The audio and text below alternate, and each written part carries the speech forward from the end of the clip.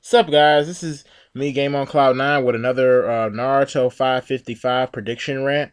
And I'm going to start off by giving, a little synopsis of the chapter. And in this chapter, we saw the Raikage go ahead and fight against the Shinobi Alliance, Naruto, using the Rasen Shuriken. He's tanking the Rasen Shuriken.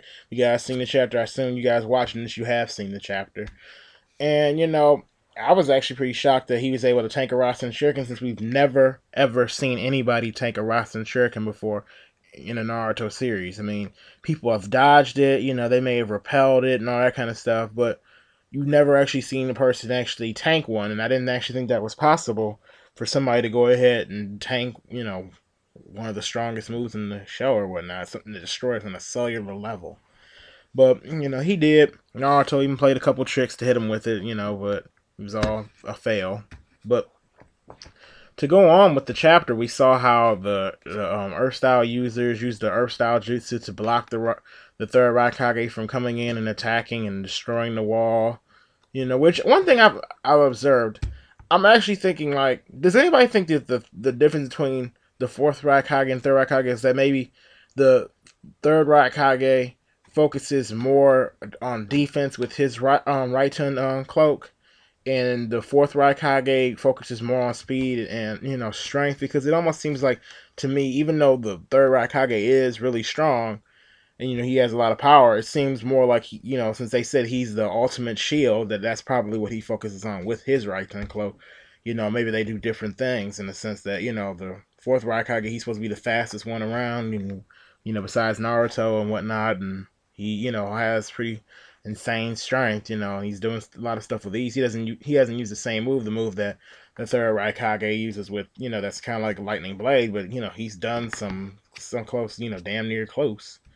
But that's just my thought. But anyway, we see him kill a bunch of shinobi that were stupid and decided they were going to attack where he came out of. But Naruto and one of the Cloud Ninja were thinking of an idea of, like, we're trying to figure out what to do and whatnot. Naruto, he asked him about what's the scar on his chest. We saw that, and he explained, oh, it's from a tailed beast, and that was his only shame. He actually got hurt by a tailed beast, which I'm kind of wondering if he was so strong that it took a tailed beast to go ahead and hurt this guy.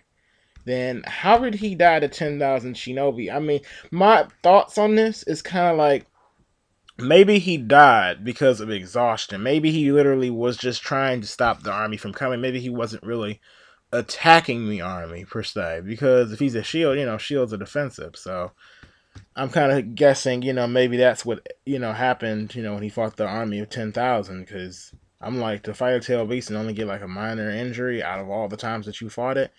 But another weird thing that I kind of found out in the chapter. Now, I don't really consider it a plot hole or anything, but I'm kind of wonder when they said that, when the ninja said he was the only one to be able to take a tail beast head on.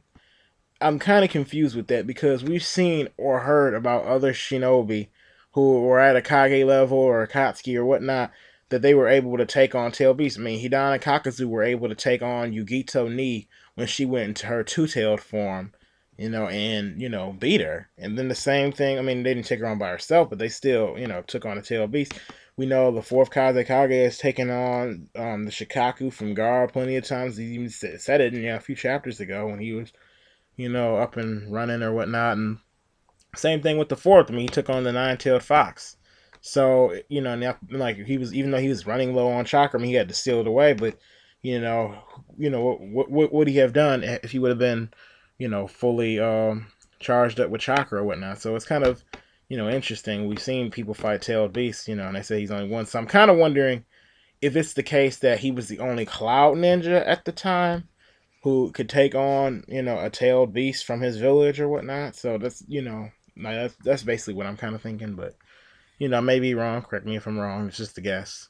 But to move on with it, the little rant or whatnot, I'm gonna, we saw at the end, Naruto charging up the tail beast bomb after realizing that the tail beast could hurt him, so he can hurt him with the tail beast bomb. I'm kind of thinking that he's gonna fail the first time he uses it, because Naruto always fails every time he tries to use a new move on a an opponent or whatnot. When first time he used Rasengan, failed the first time, then worked the second. Same thing with Rasen Shuriken. Failed the first time, worked the second time. So it's probably gonna work that with Tail Beast Bomb, and once it hits him, it's probably gonna obliterate him and be his new spamming move. But I'm kind of thinking that when he fights Sasuke, and I know a lot of people were mad Sasuke didn't show up in the chapter, which I'm really not upset about. Just how things go, and I actually think, I actually enjoyed this chapter, and I expect for Sasuke to ease in rather than just pop in like he did. So, I think we'll see him again in a few chapters, roaming about. But I think when he fights Sasuke, and we saw how Susanoo looks like it's even stronger than it was before, that it's probably going to tank a Tail Beast Bomb, because we know Sasuke's gotten stronger, and it has to be a good fight between both of them, because we've been waiting for this fight probably since the beginning of Shippuden. I mean, at least I have. I've been saying, oh, I want Naruto and Sasuke to have a rematch. I want them to go at it again, and I want Naruto to beat Sasuke this time, or at least tie with him. So that's just my guess that he's probably gonna be able to take a Susanoo. So you guys probably wondering, well, I'm like, if Tail Beast Bomb can't hurt, can't break through Susanoo, what could? I'm kind of thinking, what if Naruto went ahead and combined the wind style element with Rasen, with the Tail Beast Bomb to make the Tail Beast Rasen Shuriken? That would be completely epic to me, to make a Tail Beast Bomb Rasen Shuriken. And I mean, this is just me, being a fanboy, I guess, in the sense of thinking that up. But the Rasengan, was based off of the Tail Beast Bomb. And the finished version of the Rasengan is to add an element to it, like the Rasen Shuriken is. He added wind element to the Rasengan to make it, the Rasen Shuriken, the finished element of Rasengan. And I'm thinking that's probably going to happen with the Tail Beast Bomb. The original, it would make sense to me, but, I could be wrong. It's just all speculation. But, that's what I'm thinking. I'm thinking, he's probably going to end up combining those two together and, breaking through it, and, which will make it pretty strong, too. But, that's just me. But, anyway, guys, these are my thoughts. Please subscribe.